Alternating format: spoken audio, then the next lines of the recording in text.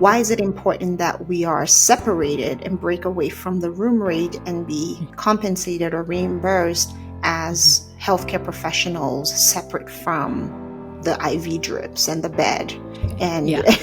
and the Yeah. admissions and everything else? I'll speak to probably the area that I'm most familiar with. So if I look like at primary care, for example, when you have freestanding primary care clinics, it's really hard for them to be in business these days, right? But if you think and you just look at what the RNs do, there's so much that they do with their time that have true impacts on patient outcomes, but there's no like code or service or anything that you can bill for it. And so Yeah. basically when you look at a small practice, it's like they're trying to see like, how do I get the most out of this line item, right? Like I have to pay for this nurse's time, but it's kind of their own choice, right? And you see other situations where they try to figure out how can I pay less for this, right? But then the nurses are asked to do more and more, right?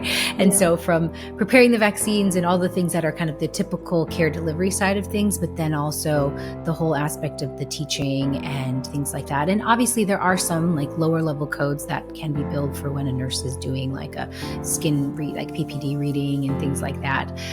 But I think the reality is that if nurses were able to have a more sustainable structure for them to spend more time with patients, and we could actually provide preventative care rather than reactive care, we're already testing this out at Pocket RN. When you have that kind of one-on-one focused time to provide education and teaching on someone's conditions, I have seen on Pocket RN patients who are part of just regular primary care who have heart disease, and you ask them like, again, someone's taught them about a low sodium diet, but you ask them again, is it Pocket RN nurse? And they're like, no, I don't really know what that means. And then you're like, well, I'm sure someone's talked to you about it. They're like, well, I don't really remember. And you realize when you see what they're eating that they don't remember because they're not applying those principles to their daily life, right?